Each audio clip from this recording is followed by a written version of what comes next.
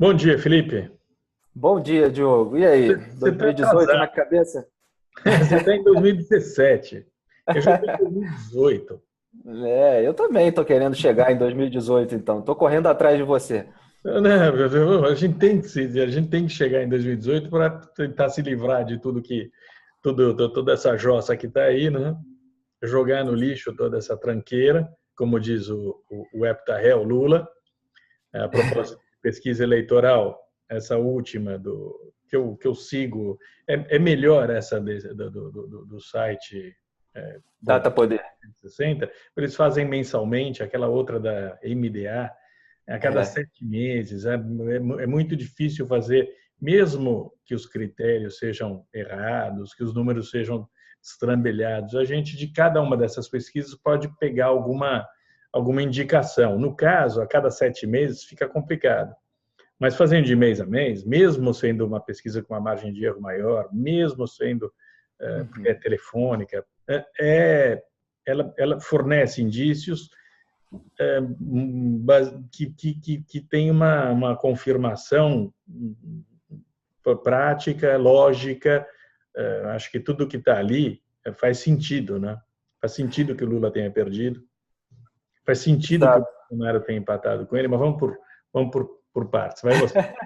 Desculpa, eu estou com Não tanta tem. pressa que eu estou te atropelando.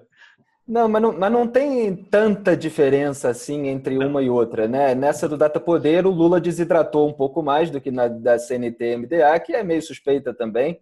É. E os tucanos estão muito mal, né? Nas duas. Nessa estão aparecendo, acho até que um pouco pior. Né? E o Bolsonaro está se firmando ali próximo do Lula, cada vez mais próximo, se ele realmente se desidratar com o depoimento do Palocci, o que é bastante plausível, né? Mesmo tendo esses 30% de militantes que vão com ele até o fim, É, não era possível que não tivesse pelo menos uma parcelazinha menos fiel é. que fosse suscetível a perceber que realmente ele está envolvido em corrupção e não merece o voto, né? Um pouquinho daquela base petista. É. A É, rejeição dele continua enorme, gigantesca, e tudo aquilo que a gente já disse, né? Mas o Bolsonaro, pela primeira vez em uma pesquisa, aparece em empate técnico com o Lula. Esse é o dado relevante, porque é a primeira vez que acontece isso, né? Exatamente. Ele está se firmando aí pela falta de opções, porque os outros candidatos são muito ligados a esse velho establishment e tem esse sentimento da população de rejeição aos velhos políticos. E o Bolsonaro passou a representar o novo, mesmo estando lá há muito tempo, justamente por sempre ter combatido todo esse pessoal, principalmente no aspecto moral.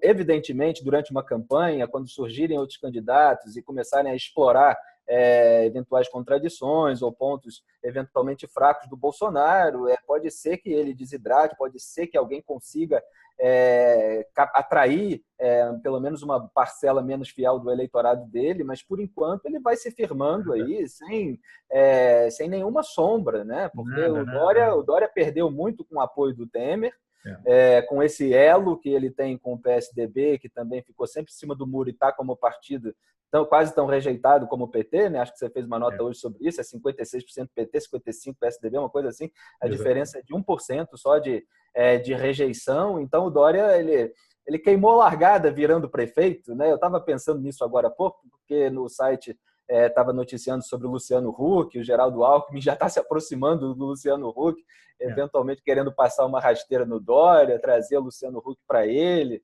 Não sei se ele está pensando em formar uma Olha, chapa com o Luciano Huck. o Não é, padrasto do mas Hulk, só para completar, Diogo, o Luciano Huck ele tem esse perfil de empresário marqueteiro paulista, que é o perfil do Tom Dória. A diferença é que o Luciano Huck não entrou no PSDB antes, não é, virou prefeito, então ele está menos queimado. Né? é. Não, e o padrasto do Hulk, o André Calab, foi secretário da Fazenda do Alckmin, eles são próximos.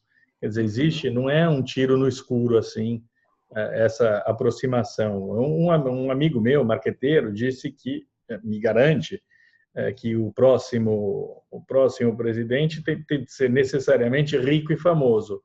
Diante das regras eleitorais que foram aprovadas, quer dizer, sem financiamento privado, sem financiamento público, com a televisão que vai ficar, o tempo de TV que vai ficar bastante dividido, provavelmente bastante engessado também, porque é provável que sejam proibidas imagens externas, etc. Então, alguém com capacidade de comunicação, eu já quebrei a cara dizendo que o Donald Trump não tinha a menor chance de ganhar. Se você acha que eu vou quebrar a cara de novo dizendo que o Luciano Huck não tem a menor chance, você está muito enganado, porque a gente sabe que o Webb está réu, condenado, ele está fora, ele está tentando se livrar da cadeia, está fora. Existe um espaço aí a ser conquistado, nós sabemos disso. Eu represento o velho, estou velho, a gente deve ter dito isso, aliás, 2 dias atrás eu devo ter dito isso. Mas o Dória envelheceu rapidamente nesse período e já não pode mais oferecer esse perfil de renovação, embora ele não seja investigado na Lava Jato, ele foi contaminado como todos os outros, aliás, como a Marina também, né? Exato. E aí você vê movimentos opostos, quer dizer, o Geraldo Alckmin e a Marina Silva, que representam o establishment, a velha política, embora a Marina Silva critique a velha política, mas ela está aí há muito tempo, está um pouco queimada, em função do mau desempenho deles nas pesquisas, eles estão tentando se aproximar do novo, né? Tem o Geraldo Alckmin se aproximando do Luciano Huck, a Marina Silva se aproximando do Joaquim Barbosa para tentar fortalecer a chapa. E o Dória, que era o novo, se aproximou do velho, se aproximou do Michel Temer e acabou perdendo com isso. Né? Em relação às candidaturas, não desprezo nenhuma candidatura, nem a do Bolsonaro, nem a do Luciano Huck. Luciano Huck tem a habilidade de comunicação, que nesse mundo moderno e de celebridades é importante, tem um programa na TV de forte apelo popular, as pessoas acreditam que ele é aquela figura boazinha e tal, boa praça, com quem elas gostariam de tomar cerveja. A gente comentou na última reunião de pauta como isso é importante numa campanha política, não só no Brasil, como no resto do mundo. O Obama mesmo era praticamente um slogan da campanha dele, que ele era o cara legal para se tomar uma cerveja num bar, ao contrário dos outros candidatos.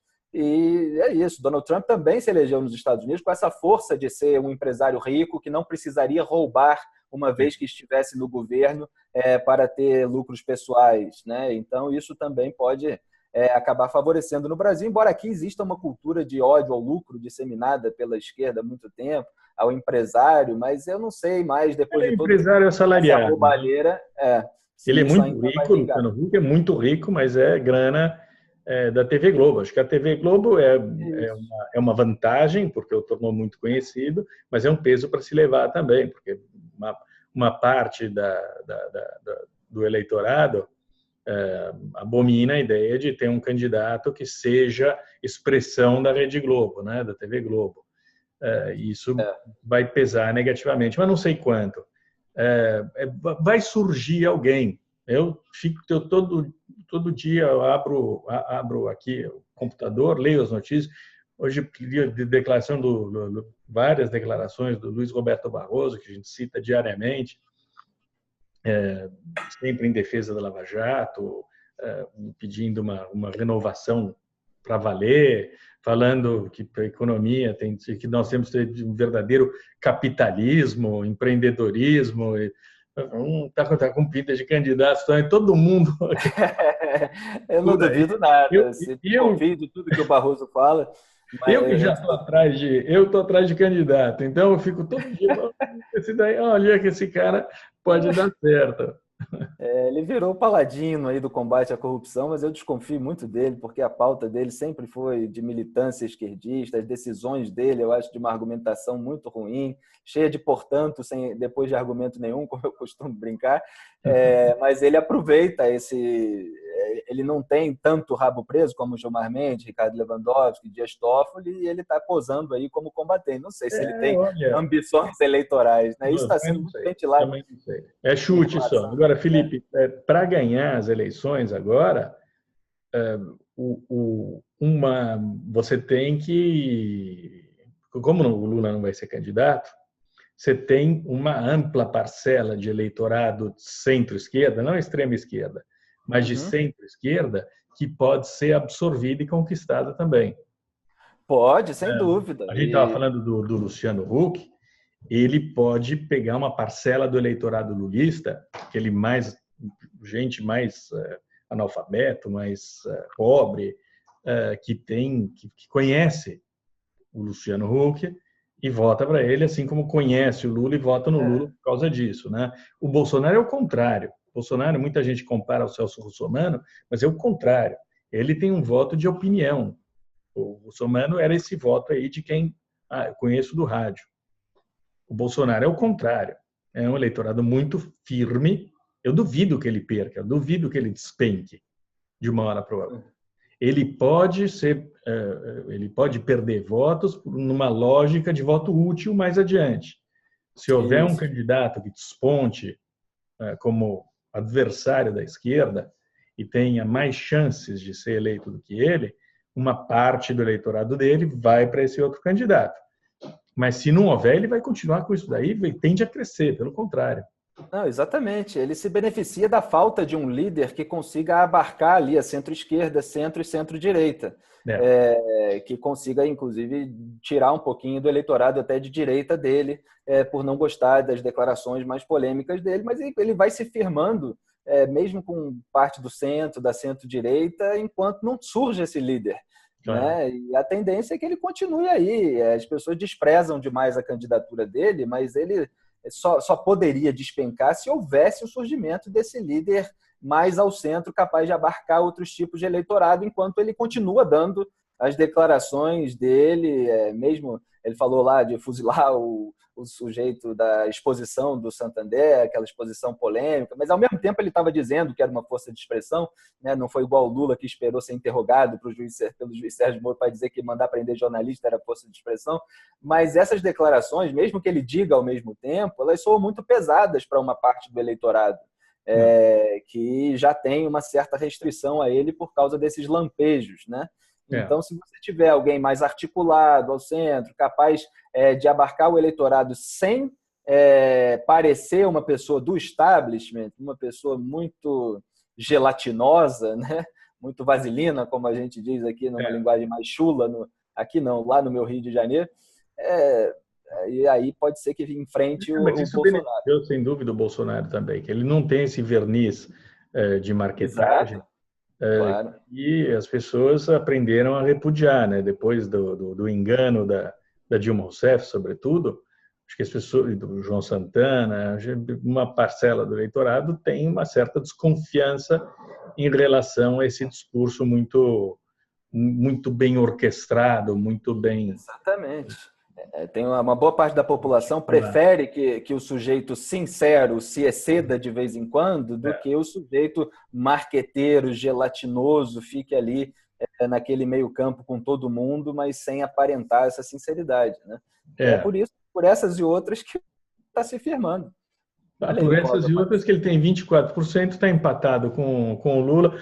Ô, seu Cláudio, a gente está conversando aqui sobre 2018, a gente já traçou toda a campanha eleitoral, a gente já botou a faixa presidencial, não se sabe em quem, mas já está com a faixa presidencial nosso homem. E aí? E aí, Cláudio? Estão gravando há muito tempo aí já, não? A gente está gravando há um bom tempo, mas a gente só falou sobre 2018. Você entra para falar sobre o nosso Janot, a entrevista. Você leu a entrevista do Janot no Correio Brasiliense? Correio Brasiliense? Não vi ainda, não. Você acabou de acordar. Eu estou trabalhando 20 horas aqui, já fiz 300 posts sobre isso. É uma entrevista curiosa. O aspecto mais importante, eu acho, é esse em que ele declara que a tal da gravação, o tal do áudio, segundo a convicção de todos eles ali da PGR, foi contrabandeada, foi posta ali como armadilha para poder contestar qualquer imputação futura de que eles haviam omitido algo nas delações. Eles, Joesley Batista, Ricardo Saúde, etc., etc. Foi posto de propósito ali dentro essa gravação para tentar ferrar com a PGR lá adiante e dizer não, a gente entregou tudo, inclusive material cujo conteúdo ninguém conhece, que são os tais dos 11 áudios que a PF recuperou e que estão sob sigilo na escrivaninha do Edson Fachin. Um desses áudios eu tive a informação, publiquei inclusive naquela semana, na semana em que eles entregaram os áudios. Um desses áudios ele trata de uma conversa posterior à delação premiada, posterior à homologação, né, da delação, justamente entre o advogado deles lá, o tal do Francisco, e o Joesley. E tratam dessa participação do Miller, né? É preciso esclarecer isso tudo, né? Não adianta agora o Janot ficar com essas teorias. Ele mesmo não deixou clara a investigação, né? A investigação, o problema todo é o seguinte: quando você analisa as mensagens que foram anexadas no processo de insider trading, né? Lá em São Paulo, inclusive. A gente ainda está procurando saber por que inseriram essas mensagens lá, porque o inquérito que era de insider trade virou um inquérito também sobre a corrupção, a provável corrupção dentro do processo de delação premiada da JBS. E eles fazem uma série, e aí tem uma série de acusações da Polícia Federal, e em cima justamente dessas trocas de mensagem, eu coloquei dias atrás aí o relatório na íntegra dessas mensagens. E você percebe claramente nessas mensagens que o Sérgio Bruno, que era o coordenador da Lava Jato, e o Eduardo Pelela, que era também um dos principais procuradores da equipe, e que estavam conduzindo esse processo, essa delação, eles tinham conhecimento total da participação do Miller. Isso fica claro, isso fica absolutamente cristalino naquelas conversas. Quer dizer, então, o Janot abre uma investigação contra um dos procuradores, ex-procuradores, e poupa a sua própria equipe, né? Então, essa investigação, inclusive, é muito difícil que ela chegue a qualquer conclusão se ela permanecer no âmbito interno da Procuradoria. Essa é uma investigação que tinha que ser conduzida externamente, e não uma investigação interna que ninguém tem acesso, ninguém vai ter acesso. Ninguém sabe, inclusive ele não foi ouvido dentro dessa investigação, ele pede investigação e ele precisa ser ouvido nessa investigação, assim como esses procuradores que também não foram sequer ouvidos pela equipe, inclusive a equipe que estava conduzindo essa investigação, os dois procuradores que permaneceram com a Raquel Dodge são justamente os dois procuradores que estavam conduzindo esse trabalho, e é isso, esse capítulo aí, pelo visto, vai ficar nessa história aí dessa delação pouco resolvido, né? Eu não sei o que o STF vai... O STF... Dificilmente a Raquel Dodge vai impedir uma investigação profunda sobre isso, né? Mas aí entra o corporativismo das instituições, né? Quando você precisa investigar um ministro do Supremo, quem determina isso é a presidente do Supremo. Então, assim, vai investigar um procurador no exercício ali do coisa que, olha, para vocês terem uma ideia, o Ângelo, aquele procurador que foi preso, sim, a investigação também ficou, eles puxaram a investigação para eles, ninguém tem acesso à investigação. O Ângelo até agora não foi ouvido. Essa informação, inclusive, que eu obtive ontem. Ele não foi ouvido, ele está preso, né? Foi preso, né? Depois foi solto, mas ele até agora não foi ouvido na investigação. Então isso não é investigação. Isso não é investigação. Não tem transparência nesse processo. Não tem transparência alguma. A coisa vai ter de ser passada limpo, inclusive porque há tentativa de cancelar todas as provas. Então, se a prioridade neste momento é saber o que tem de ser descartado, se é que algo tem de ser descartado, como, por exemplo, o grampo do Michel Temer, e a partir daí tem de fazer limpeza total nessa investigação, né? Pois é, mas aí para descartar o grampo do Michel Temer, precisa provar que esse grampo foi orientado pelo Miller. Não tem provas ainda, pelo menos que a gente conheça, não tem provas disso.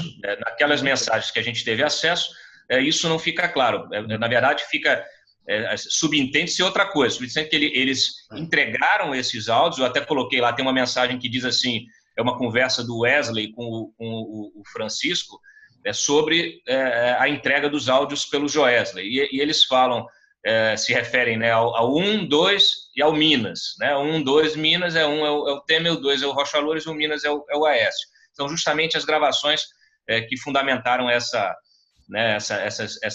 denúncias principais aí contra os três. E o Janot fala nessa entrevista que não é porque eles omitiram a informação tal ou pouparam B que as provas contra A não devem valer, né? Ele defende justamente a manutenção. Não, claro. E só uma pergunta que eu queria fazer para o Diogo, porque eu li rápido, estava tentando achar aqui, não consegui. Tem áudio que o Fachin está mantendo sob sigilo, sim, aos quais o próprio Janot não teve acesso ou ele teve? Não, o Janot disse que não ouviu. Ele não conhece o conteúdo de determinados áudios que foram colocados sob sigilo. Essa foi uma impressão, achei esquisita. Uhum. Tem muita desinformação sobre esses áudios que a PF recuperou do gravador. Do gravador. Agora, o que eu estava dizendo, as mensagens indicam que eles entregaram, né, que eles fizeram realmente por conta deles, entregaram essas gravações, e justamente depois disso a PGR resolveu acelerar o passo para poder fazer a delação. E aí percebe-se claramente a velocidade, a necessidade que tinha o Janot, a equipe do Janot, de fechar essa delação, e o uso político disso. Então, assim, talvez hoje o principal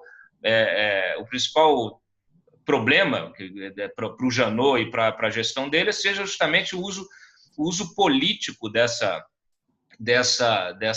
delação, porque você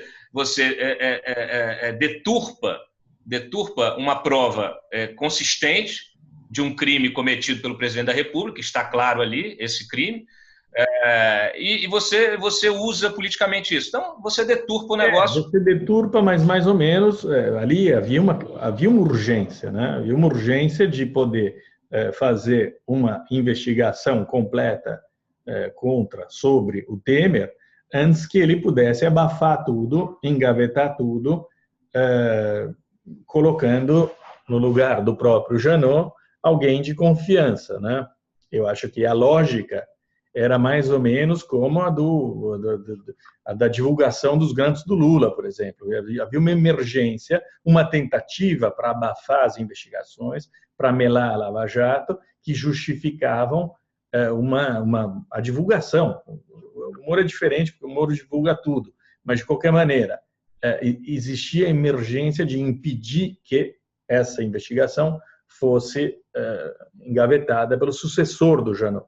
Mas o problema, Diogo, nesse processo é justamente você nessa urgência, você colocar o carro na frente dos bois e atropelar o processo e acabar deixando um rastro de destruição, né? O que o Janot fez quando ele deu a imunidade, concedeu a imunidade para os caras, porque aí os caras também foram oportunistas, é óbvio, eles estão do lado de cá, estão vendo que os caras têm urgência, vamos fechar, e falam assim, não, então sobre essa parte, se tiver imunidade, o cara é negociador, o cara é empresário, o cara pegou uma porra de uma prova consistente, botou na mesa e botou a condição dele, os caras tinham pressa e resolveram fazer.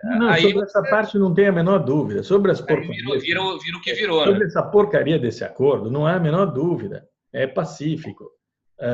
E foi demonstrado pelos fatos que era um acordo impossível, que não devia ter sido assinado dessa maneira. Mas isso não elimina toda a outra parte. A parte das provas e a parte da necessidade de levar adiante, de abrir um inquérito, claro, que poderia ser complementado, porque a gente estava falando de uma abertura de inquérito, né? Ainda você já viveria 6 meses para colher provas, etc, etc. Todo mundo que fala, não, denúncia inepta, porque não tinha todas as provas lá, tinha prova para danar, mas eles ainda poderiam acrescentar provas por 6 meses durante o processo, se ele fosse aberto, se ele recebesse autorização da Câmara e depois fosse aberto pela STF. Então, São duas esferas completamente diferentes. O Janot, por sorte, já era, não tem mais importância o Janot.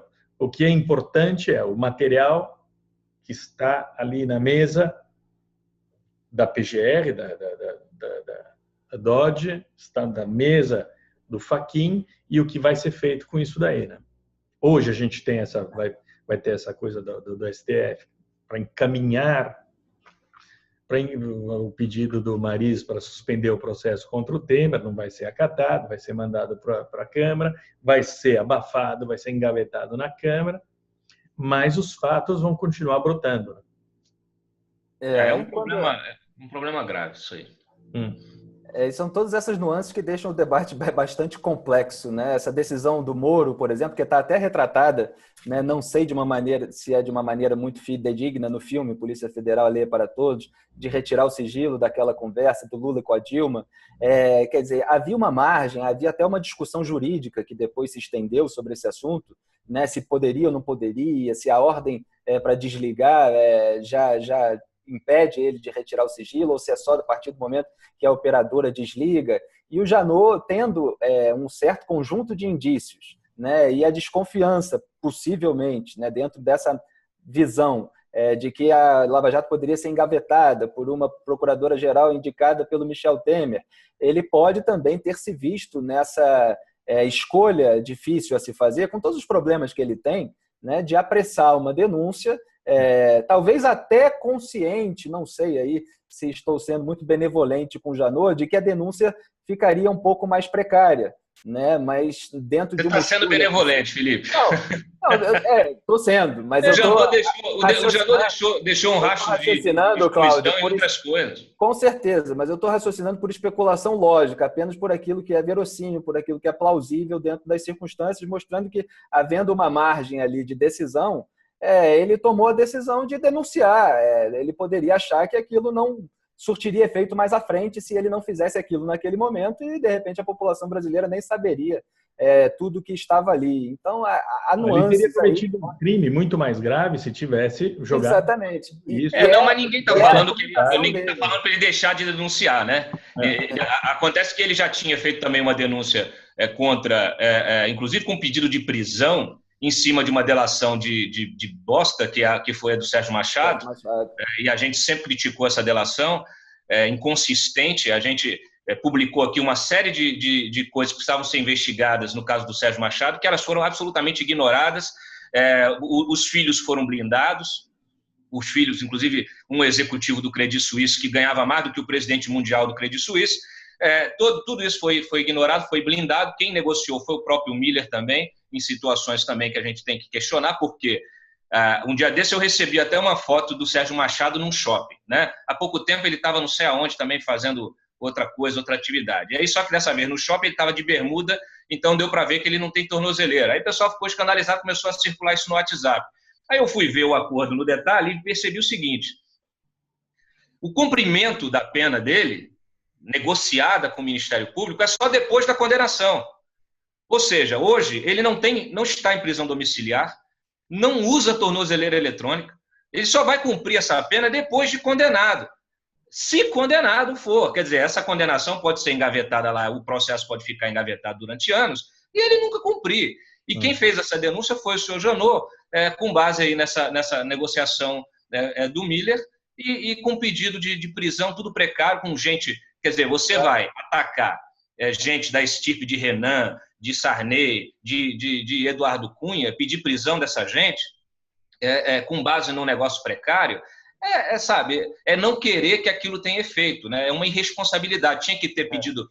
Os caras tinham gravação de que estavam tentando abafar a Lava Jato, estancar a sangria, tinha que ter pedido, a primeira coisa era pedir a quebra de sigilo telemático, telefônico dessa gente e fazer um monitoramento para confirmar isso, para ter provas de verdade para fazer isso. Dessa vez, com o Joesley, eles pelo menos fizeram essas ações controladas com a Polícia Federal. Mas também essa ânsia ficou latente nesse caso, ficou latente. Isso não abstrai as provas que existem contra o Temer dos crimes que ele cometeu, como não abstrai também o grampo do Lula com a Dilma, que, embora cancelado, ficou claro isso, ficou evidente o crime cometido e estão respondendo por isso.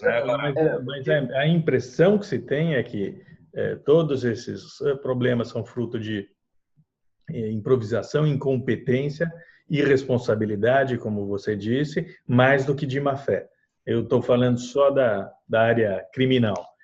Vamos ver o que a investigação sobre o Miller, se a gente é desmentido, se eu sou desmentido em relação a isso. Eu acho que má fé não houve, acho que houve todo o resto. Acho que houve uma contaminação pela absoluta incompetência dele, da turma dele. Acho que deve ter muito ladrão lá dentro também. E em todos os órgãos públicos brasileiros. Aquela história do César, né? Da mulher de César, né? Pode até ser que ele não tenha a intenção política de usar politicamente isso, mas é que com essas evidências, porque assim, eu gosto muito de fatos, eu trabalho com fato, eu não gosto de trabalhar com especulação. Então, por mais que a gente visse naquele acordo... A especulação é em cima dos fatos, né, Cláudio? Não, no máximo em cima dos fatos. Em cima dos fatos. Mas às vezes a gente faz uma leitura de episódios como esse mesmo. A gente teve muita gente que falou: vocês não estão enxergando o óbvio e tal, não sei o que. É claro que tem artimanha aí, tem não sei o que e tal. A gente enxerga as coisas, mas muitas vezes para você fazer uma acusação jornalística, uma denúncia jornalística, você tem que ter as provas disso. Nada melhor do que você ter a investigação e que traga essas provas à tona, como agora você vê. A gente percebe pelas mensagens que existia uma pressa, que essa pressa ficou evidente. A pressa está provada. Isso não se... Tá lá, os caras falando, olha, tem que ser antes da Semana Santa, porque não sei o que... Sobre isso não tem a menor dúvida. O que motivou a pressa, se é uma motivação política ou se é incompetência... A gente não sabe, a gente pode especular, né? A gente não sabe. Agora, o problema é que a história, só concluindo, né? Aí a história da mulher de César. O problema é você tem que parecer que não é. E no caso ali, só fortalece o argumento, eu quero dizer assim, só fortalece o argumento de quem acusa o Janot de tramar um golpe contra o Temer. É isso que eu estou dizendo. Claro, sem dúvida. Só estou aqui levantando os elementos a serem considerados numa eventual análise. O que, para juntar o que o Cláudio está dizendo e o que eu estou dizendo, é que o Janot ele já tinha um rastro de pressa, de assodamento, como gostam de dizer os investigados, em outras denúncias, que eu também critiquei, fiz um texto, análise, Janot banaliza pedidos de prisão, quando ele fez aqueles pedidos de prisão baseados na gravação só do Sérgio Machado com o Romero Jucá, com o José Sarney, com o Renan Calheiros, que não tinha ali a prática de um crime. Tinha eles conversando sobre medidas legislativas que eles poderiam argumentar que eram parte do trabalho deles como parlamentares. Então, aquela pressa do Janot para pedir aquelas prisões, ela já contamina essa pressa que poderia, entendeu, numa análise de pura especulação, ser justificada minimamente, não completamente, pelo fato de uma suspeita de que a Lava Jato poderia ser enterrada logo adiante e precisava se tomar uma decisão talvez parecida, como o Diogo falou, com a decisão que o Moro teve que tomar quando a Dilma nomeou Lula ministro. Né? Então, mas evidentemente o Janot teve pressa, ele já tinha um rastro de incompetência. O único problema disso, Felipe, bastante claras, né? O único problema com a delação e depois com a denúncia. O único problema é que a pressa do Janot, ela não se verifica. Se fosse uma pressa que você identificasse ela em todas assim, independentemente de partido, né? Mas você vê a pressa dele sempre contra o PMDB. Ele não teve pressa para denunciar o Lula no quadrilhão, para denunciar Gleisi, para denunciar a turma do PT. Ele não teve essa pressa. Aí é lógico, o cara é nomeado pelo governo do PT, né, tem uma missão ali, ainda que não seja declarada, mas tem uma missão, talvez até um compromisso moral, né, com essa gente, e ele vê nisso ali uma oportunidade de cumprir essa missão, porque aí você então já que teve impeachment não sei o quê, então eu vou usar isso aqui contra o PMDB para eu ficar bem com a turma do PT que me indicou. No final das contas, a leitura política que você faz de um sujeito que se ele fosse imparcial, fosse não, é incompetente, né? Então ele vai, acelera tudo, denuncia um, denuncia outro, denuncia o escambau, todo mundo. Tem método na incompetência, sem dúvida. Exatamente, tem método na incompetência. Eu não excluo nada. Mas ainda... Eu não ignoro nada disso. É que a gente sempre cai na mesma conversa que nós tivemos assim que as delações vieram à tona. Sim. Quer saber as acusações contra os políticos, o presidente da República, ministro, Lula, Dilma. Esses são os... Era atrás disso que nós estávamos atrás, mais do que do Janot, né? O Janot é peixe pequeno perto dos nossos alvos habituais. E a nossa tentativa como jornalistas era tornar transparentes todos esses esquemas de... Diogo, você falou bem. Discutir.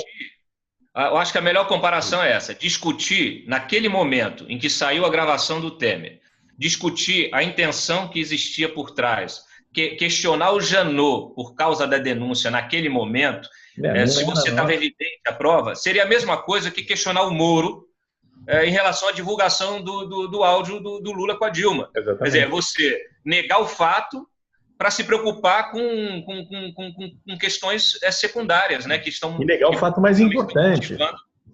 Né?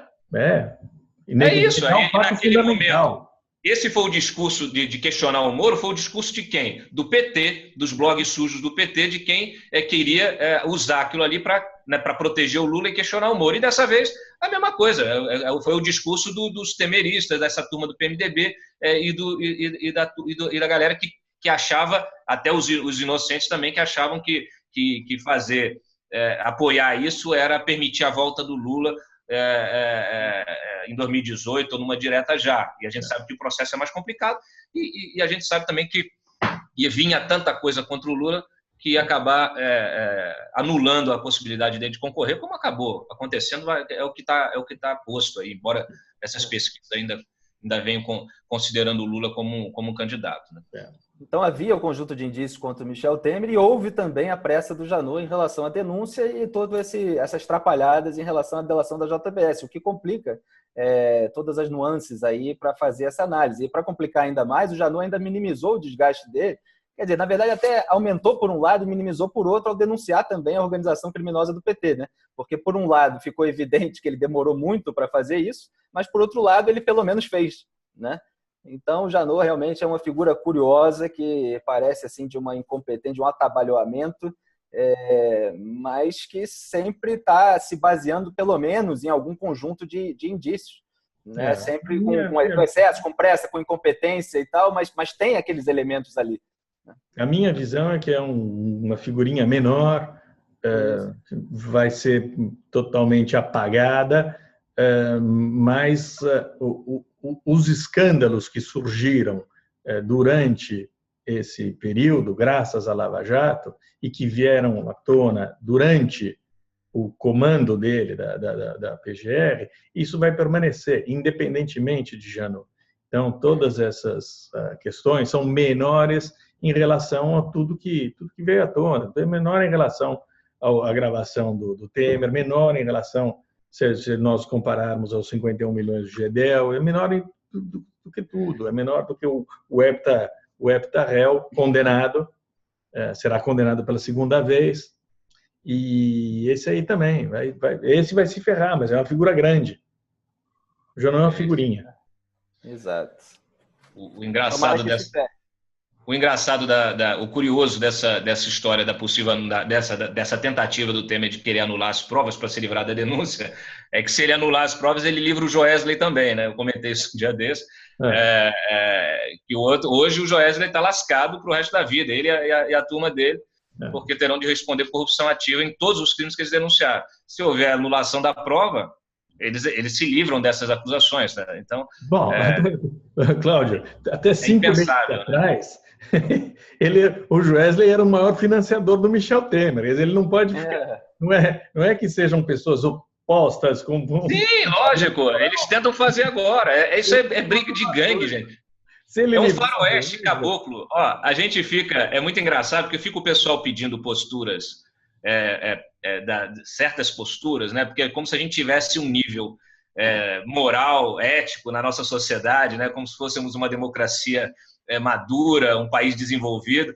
E aí vinha todo mundo cobrando, questionando, porque vazou o que não era para vazar, porque fez isso e não era para fazer, porque a lei diz isso, tem muito especialista em lei, né, querendo enquadrar os fiscais, quem está combatendo o crime, né, tentando enquadrar quem está combatendo o crime, como fazem muito com o Deltan, com o Moro, e também até se fez com o Janot, e é engraçado porque você está num puta faroeste e que não vale regra para os criminosos, não tem, né? Você não tem regra nenhuma, os caras fazem, na verdade, a regra existe para o resto, eles fazem as suas próprias regras. O criminoso só tem impressão digital. Por sorte, eles ainda não... É isso, aí você querer padrões morais e éticos dentro de um faroeste, é isso que eu estou dizendo. Você tem toda a razão, é exatamente isso. É faroeste puro. E puro. Nesse tiroteio, a gente tenta matar o bandido, Pombas. Né? Eles não se incomodam nem um pouco. O pior dos bandidos. Eles não se incomodam nem um pouco de Tenta aprender, Diogo. Afogados, né? Tenta aprender, Diogo. Tiroteio. O Mário agora aqui estava surtando. Não, é prender, não é matar, não. Daqui a pouco vão dizer que você quer matar o Lula. Não fala em fuzilar, não. Não fala em fuzilar, não, pelo amor de Deus. Quem prende é xerife. Eu fico só lá. Eu fico na torcida, então, vai. Torcida para que mandem bala. É isso aí. Esse pessoal tem um período de atrito e depois acaba no grande abraço dos afogados, né? Que eu espero que se afoguem no sentido metafórico da coisa. Né? Eles são a mesma coisa, imagina. O Temer daqui a pouco está beijando o Lula de novo. A gente sabe disso, não é. Pode fazer o discurso por um tempo, por uma questão de conveniência. Mas tendo que testemunhar, podem contar todos eles com o Fernando Henrique Cardoso, que ele vai lá e vai jurar pela honestidade de todos os réus. Você falou do Fernando Henrique, eu lembrei de uma entrevista dele ao Fernando Rodrigues, em que ele diz que o Dirceu não é bandido. O Dirceu não é bandido, cometeu uns erros e tal. Esse é o FHC que você está descrevendo, sempre assim. Esse é o FHC que nós conhecemos. Essa política é um vale tudo, é um absurdo, é um mundo de corrupção, né? É um universo de corrupção. A política ela é corrupta na prática, na essência. Isso, e o Estadão hoje, de novo, com o editorial, todo dia eles fazem um editorial falando que a gente não pode criminalizar a política. Eu entendo que eles sejam fascinados por algum estranho motivo pelo Michel Temer, mas o homem dos 3,4% de popularidade. Mas todo dia fazer uma porcaria de um editorial falando que não pode criminalizar a política, eu não aguento. Todo dia. Ontem teve 2. Eles eram 2. Hoje só 1. Generosamente, não vamos especular os motivos, né, por trás desse. Gente, olha, um dia desse estou sentado com uma fonte aqui, me narrando um crime que está sendo cometido, crime de corrupção que está sendo cometido pelo atual governo, num determinado ministério, envolve, obviamente, contratos, né? E aí a pessoa não quer aparecer, não quer expor, não quer denunciar com medo de retaliação. Eu já ouvi isso aqui tantas vezes, que é trágico, porque você vê que a cultura ela se impõe, essa cultura corrupta ela se impõe de uma forma que não adianta, não tem lava-jato, não tem nada. A gente vai, é um trabalho infinito, né, de combate, porque os caras estão combatendo e os que estão aí no governo estão cometendo crime. É um negócio absurdo, né? É uma pena a gente não poder expor isso, porque a pessoa que está denunciando não tem coragem de expor, né? Infelizmente, é essa a situação. Só um comentário rápido. Eu estava comentando hoje que o tráfico de drogas virou fichinha perto do tráfico de influência, né? Porque essa semana teve uma apreensão de dinheiro de um traficante aliado do Cabeça Branca, que é um chefão do tráfico preso uns 3 meses atrás, e acharam 1 milhão de reais com ele, né? O Lula e o Gilberto Carvalho estão aí denunciados por 6 milhões de reais de propina na venda da MP. O Michel Temer, Eduardo Cunha e o Henrique Eduardo Alves 26 milhões. O Marcelo Odebrecht, na subconta amigo, colocou 40 milhões. O Gedel tinha 51 milhões. Quer dizer, tráfico de drogas não é nada. A política dá muito mais dinheiro. 150 milhões de dólares para o Lula e para a Dilma, de dólares. Ô, Diogo, eu não sei se você viu, não sei se vocês comentaram isso, né? Eu fiz até o vídeo ontem ressaltando essa coincidência, mas o Ministério Público pela primeira vez conseguiu denunciar. Na mesma denúncia botou o APS, né, o lobista, o Alexandre Paes dos Santos, e o Mauro Marcondes, que a gente conheceu recentemente. O APS é figura velha, figura antiga, conhecidíssima, veja, há quase 10 anos denunciou justamente ele, o lobby dele na questão da Telemar, né, que viraria a Oi, com o Lulinha, do lado do Lulinha. Tinha até, inclusive, lá o escritório dele na própria casa.